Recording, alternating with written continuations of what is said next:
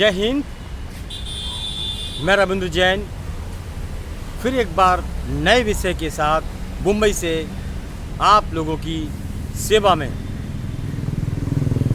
देशवासियों और भारतवासियों, मेरे जवानों, मेरे नई पीढ़ी के लोगों, बहुत ज़रूरत है आप लोगों की कि भारत की तरफ आप इसे ध्यान दें, भारत के इतिहास को पढ़ने की कोशिश करें और ये जानने की कोशिश करें कि प्राचीन भारत आखिर क्या था, इस पर कितने हमले हुए, मुग़लों ने हमला किया, अंग्रेज़ों ने हमला किया, आखिर इस भारत में ऐसा क्या है जो चारों तरफ से भारत को लूटा जाता है। ये कोशिश करिए, ये कर्तव्य आपका बनता है कि आप भारत के प्राचीन इतिहास को ज़रूर पढ़ें और कोशिश करें कि भारत की मिट्टी में ऐसे ऐसे योद्धा पैदा हुए, ऐसे ऐसे ऋषि मुनि पैदा हुए जो पूरी दुनिया के अंदर भारत का डंका बजता था। इसीलिए पूरे दुनिया से लोग भारत की तरफ आकर्षित होते थे। कुछ लोग लूटते थे, कुछ संस्कृति को ध्यान में रखकर उनका अध्ययन करते थे और जिसको जो फ़ायदा मिला उसी ने भारत का उपयोग किया। तो गौर करें आप कि हमारे भारत में ऐसा क्या है। देखिए,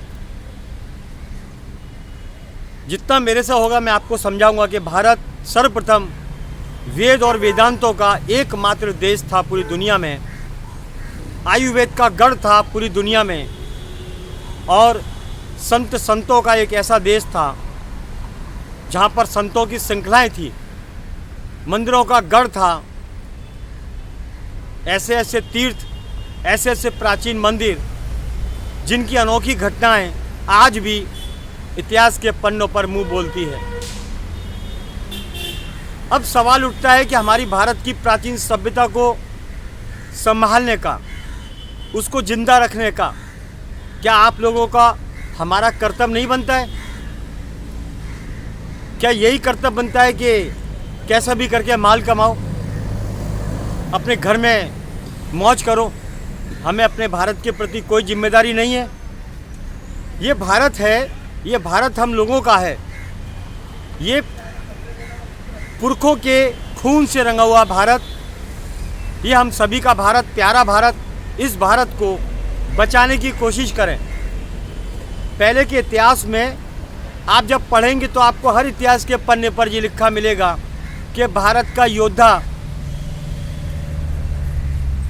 400 किलो, 300 किलो, 200 किलो वजन लेके जंग के मैदान पर लड़ाई लड़ता था।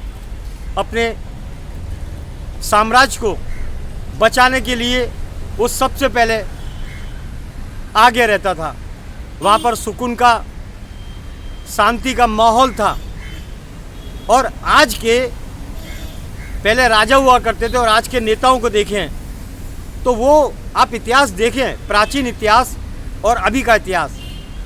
पहले स्वच्छ भारत तो था ही, आयुर्वेद वेदांतों पर टिका हुआ भारत, यज्ञ युक्त भारत और साफ सुथरा तरोताज़ा भारत था। अब आज के भारत में हम आते हैं तो यहाँ पर मिलावटखोरों का अड्डा है, वसूलीबाजों का गढ़ है, नशे के कारोबार होते हैं। और जो पहले राजाओं की तुलना की जाती थी योद्धाओं से, तो आज के नेता खुद अय्यास हैं, दगाबाज हैं, गद्दार हैं, जो देश को लूटने का काम करते हैं। ये भ्रष्टाचार का माहौल भारत में बना कैसे? वसूलीबाज भारत बना कैसे? ड्रग्सी भारत बना कैसे? योद्धाओं के भारत को ड्रग्सी किसने बनाया? ईमानदार भारत को बेईमान किसने बनाया? ये गौर करने वाली और बड़े समझने की बात है कि वेद वेदांतों का भारत, आयुर्वेद का गढ़ भारत आज इंग्लिश दवाइयों पर कैसे टिका? हमारी संस्कृति कहाँ गई? कौन है इसके पीछे जो हमारे देश को लूटकर ख़त्म करना चाहता है, हमारी संस्कृति को मिटाना चाहता है? आइए हम माहौल बनाएं, एकजुट होकर इस भारत की प्राचीन संस्कृति को लाने का संकल्प लें और अपने भारत को बचाने का पुरजोर प्रयत्न करें। हमारा भारत, सुंदर भारत, खूबसूरत भारत, इसको बचाने का हम प्रयत्न करेंगे और नए विषय के साथ आपके लिए आगे आते रहेंगे। मैं इतना ही कहना चाहता हूँ कि खाली पैसे गिनने से काम नहीं चलेगा। अपने भारत के लिए थोड़ा सा टाइम दें। भ्रष्टाचारियों के खिलाफ आवाज़ उठाएं, वो चाहे नेता हो, अधिकारी हो, फिर जाएं कोई भी अधिकारी या ऑफिस हो या कोई भी हो। भ्रष्टाचार के खिलाफ आप आवाज़ उठाएं, एकजुट होकर आवाज़ उठाएं और इस खेल को ख़त्म करें। हमारे प्राचीन भारत को वापस से वेद वेदांतों का भारत बनाएं और इतिहास के पन्नों पर फिर से चमकाएं। जय हिंद। मैं रविंद्र जैन, नए विषय के साथ।